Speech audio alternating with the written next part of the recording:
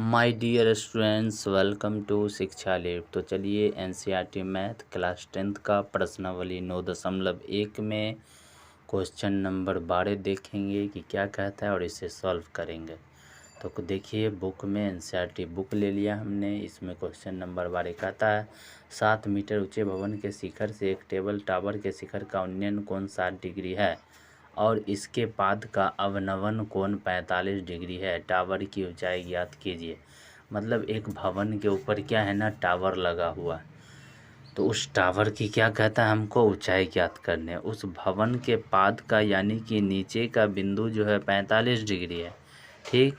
और हमारे शिखर पे जो टावर लगा हुआ भवन के ऊपर, उस टावर की ऊंचाई क्या है, ज्ञात करनी है। और उससे हमारा 60 डिग्री का कोण बन रहा है। तो चलिए, सबसे पहले हम जैसा कि इस हिसाब में करते हैं, फिगर को ड्रॉ करते हैं। तो हम फिगर को ड्रॉ कर लेते हैं। इसमें क्या कहा गया, एक भवन है। तो चलिए हम भवन तैयार कर लेते हैं। उस भवन के ऊपर हमारा क्या लगा हुआ है, एक टावर लगा हुआ है, ठीक ना। और उसी टावर की ऊंचाई हमें ज्ञात करनी है। तो देखिए, ये हमने क्या किया, भवन को तैयार कर लिया। अब इसके ऊपर टावर लगाएंगे, ठीक। तो चलिए इसके ऊपर अब हम टावर लगा देते हैं, ठीक। तो यहाँ हम क्या कर रहे हैं ना, इसके ऊपर हमने एक टावर लगा दिया।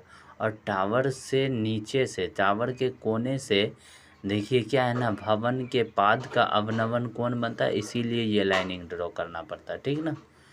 तो ये लाइनिंग ड्रॉ किए, इससे जो हमारा कोण कितना बना, कोण यहाँ 45, मतलब यहाँ बना 45, यहाँ नीचे नीचे 45, तो वहाँ भी 45, क्योंकि दोनों आधा आधी है तो दोनों जगह 45 होगा। और ये 60 डिग्री का कोण हमारा टावर से बनता है, ठीक है ना। तो हो गया। अब इसका हम नामकरण कर देते हैं ए, बी और सी, इसको मान लेते हैं तीसरा कोण को। और डी हमारा सबसे ऊपर चल जाएगा, बीच में एक और पॉइंट है तो ई मान लेते हैं, ठीक ना। इसलिए हमने डी सबसे ऊपर माना क्योंकि सी डी एक पूरा पॉइंट, क्योंकि और ए बी हमारा दिए हुआ है 7 मीटर। कभी भी सी डी टावर की जो ऊंचाई नापा जाएगा तो नीचे से पूरा ऊपर तक ना। अब बी सी हमारा कुछ नहीं दिया हुआ तो एक्स होगा। और सी डी हमें पूछा है एच, यानी ऊंचाई ज्ञात करनी, ठीक ना। तो हमारा एक चीज़ क्या है ना, इसमें देखिएगा कि ये जो भवन बना है ये हमारा वर्गाकार है। मतलब क्या है, इसका दो भुजा आपस में हमेशा बराबर, ठीक। अभी हम आगे आपको एक्सप्लेन करेंगे कि कैसे ये हमारा भुजा बराबर, ठीक ना। तो चलिए, जैसा कि इसमें हम क्या करते हैं ना, लैंग्वेज कुछ लिखते हैं, कुछ भाषा को सबसे पहले इस हिसाब में लिखा जाता है। तो हम आज भी क्या करते हैं, सबसे पहले भाषा को लिख देते हैं। तो हमने लिख दिया है, माना कि एक 7 मीटर ऊंचा भवन है। 7 मीटर ऊंचा क्या है, भवन है, ठीक ना। और भवन के ऊपर हमारा क्या है, एक टावर लगा हुआ है जिसकी 7 मीटर ऊंचा भवन है, जिसके शिखर पर एक टावर लगा हुआ है। तो हम भाषा लिखेंगे। आपको क्या करना है, अच्छे से मेहनत करना है, अच्छे से रिवीजन करना है। क्वेश्चन को एक बार में समझ नहीं है, आप 2-3 बार वॉच कीजिए, 2-3 बार देखिए, अपने समझ में आएगा। रिवीजन कीजिए और अच्छे से समझ में आएगा, ठीक ना। तो आप करोगे तो अच्छी तरीके से हो जाएगा, ठीक ना। तो यहाँ हमने लिख दिया, माना कि एक 7 मीटर ऊंचा भवन है जिसके शिखर पर एक केबल टावर लगा है, ठीक। जिसके शिखर पर क्या लगा हुआ है, एक केबल टावर लगा हुआ है, ठीक ना। जिसकी हमें क्या है ना, ऊंचाई ज्ञात करनी। वहाँ हमने मान लिया ना, डी से ई तक एच माना है, तो वही ऊंचाई है ना, वही हमें टावर की ऊंचाई ज्ञात करना। अब आप कहोगे नीचे से टावर की ऊंचाई ज्ञात करनी होगी, बिल्कुल सही बात। लेकिन हमने कहा ना, वो पॉइंट हम आगे आपको एक्सप्लेन करेंगे, आपको बताएंगे कि हाँ कैसे क्या होगा। तो हम सबसे पहले चलते हैं समकोण त्रिभुज ए सी बी में। यहाँ हमारा क्या है, ए नहीं, पहले हमारा ऊपर वाला निकलेगा डी ए ई में, ठीक ना। तो हमारा सबसे पहले ऊपर वाला, तब ना नीचे निकालेंगे। तो यहाँ हमारा हो जाएगा डी ई अब बटे ए ई, क्योंकि ऊंचाई ज्ञात करने बोला तो सबसे पहले हम डी ई को लेंगे। तो डी ई बटे ए ई, ठीक। अब डी ई ए बटे ए ही टेन थीटा होगा। कैसे होगा? क्योंकि ये हमारा लंब अब बटे आधार है ना, डी ई हमारा लंब अब बटे ए ही हमारा आधार, तो 10 और 60 डिग्री है तो 10 60 डिग्री हो गया। ठीक, 10 60 डिग्री का मान √3 होता है। डी ई हमारा एच दिए हुआ है, डी ई हमारा कितना दिया हुआ, ऊंचाई एच मान लिया हमने तो एच लिख देंगे। ए ई हमारा देखिए हमने कहा था कि एक पॉइंट आपको एक्सप्लेन करेंगे। देखिए यहाँ बी से सी तक हमारा एक्स है ना, बी से सी तक एक्स है तो ऊपर वाला भी भुजा, ये दोनों भुजा बराबर है तो ऊपर वाला भी एक्स होगा। यहाँ 7 है ए बी तो सी ई भी हमारा 7 ही होगा। ठीक ना, ये हमारा दोनों भुजा आपस में क्या है, बराबर है। बी सी जितना है ए ई भी उतना है, ए बी जितना है सी ई भी उतना। मतलब बी सी हमारा एक्स है तो ए ई भी हमारा एक्स है, ए बी हमारा 7 है तो सी ई भी हमारा 7 है। ठीक, तो हमने यहाँ क्या किया, √3 लिख दिया, डी ई का मान एच लिख दिया, ए ई का मान एक्स लिख दिया। अब क्रॉस मल्टीप्लिकेशन कर दिए तो एच बराबर हमारा √3 एक्स आ गया। इसको हम समीकरण 1 मान लिए हैं। अब हम क्या करेंगे, फिर समकोण त्रिभुज ए सी बी में लिख देते हैं। ठीक, तो हम क्या करते हैं, फिर समकोण त्रिभुज ए सी बी में, तो हमने लिख दिया ए सी बी में। ठीक, ए सी बी में जो हमारा निकलेगा तो हमारा ए सी बी में ए बी बटे बी सी होगा। ए बी हमारा क्या होगा, लंब होगा। देखिए ए बी लंब हुआ और बी सी हमारा आधार हुआ, तो लंब बटे आधार हमारा क्या होता है, लंब बटे आधार हमारा 10 थीटा होता है। तो हम लिख देंगे 10 थीटा, 45 डिग्री है तो 45 डिग्री लिख देंगे।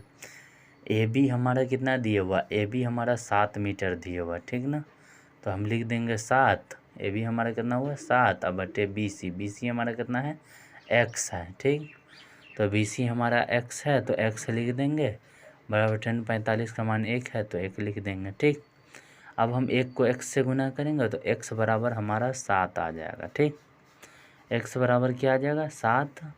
ये हमारा x का मान हो गया। ठीक ना, इसको समीकरण 2 मान लेते।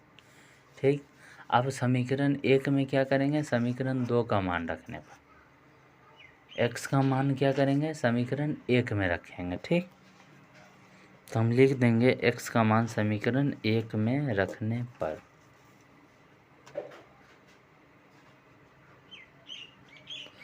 तो चलिए हमने लिख दिया है x का मान समीकरण 1 में रखने पर। ठीक ना, तो h बराबर हमारा क्या हो जाएगा, √3x। तो हमारा √3 x के जगह पर कितना है 7, तो गुने 7 कर देंगे, बराबर हमारा हो जाएगा 7√3। अंक पहले लिखा था, रूट वाला बाद में लिखा था, तो हमारा h का मान कितना आ गया 7√3। चलिए अब हम क्या करेंगे ना, इस h के मान को समीकरण 2 में रख देंगे। तो यहाँ हमारा देखिए x का मान भी आ गया, h का भी मान आ गया।